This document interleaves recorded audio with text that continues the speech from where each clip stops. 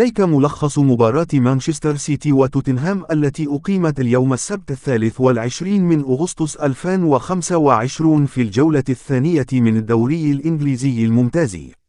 النتيجة والأحداث الرئيسية: توتنهام فاز على مانشستر سيتي 2-0 على ملعب الاتحاد. سجل الهدف الأول برينان جونسون في الدقيقة 37، وأضاف جواو باليني الهدف الثاني عند نهاية الشوط الأول الدقيقة 46. سياق المباراة وتحليل الأداء: حقق توتنهام فوزا مفاجئا ومقنعا ليتصدر جدول الترتيب مؤقتا في الدوري الإنجليزي. اعتمد توتنهام على أداء قوي وانضباط تكتيكي من المدير الفني الجديد توماس فرانك، مع أداء مميز من بالينيا الذي أظهر توازنه بين الدفاع والهجوم. رغم سيطرة مانشستر سيتي على الكرة حوالي 60%، إلا أنهم كانوا مرتبكين وارتكبوا أخطاء دفاعية واضحة أثرت على النتيجة.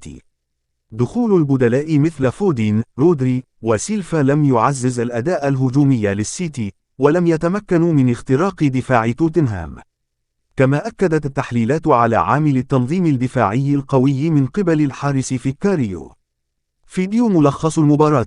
هذا الفيديو يعرض الملخص المختصر للمباراة مع عرض الأهداف اللقطات الأبرز.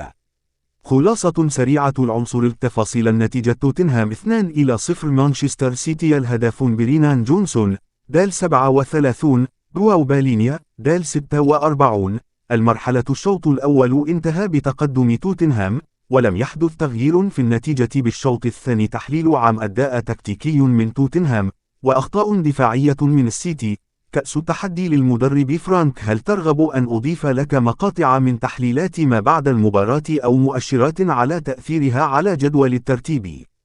أو ربما تود تسليط الضوء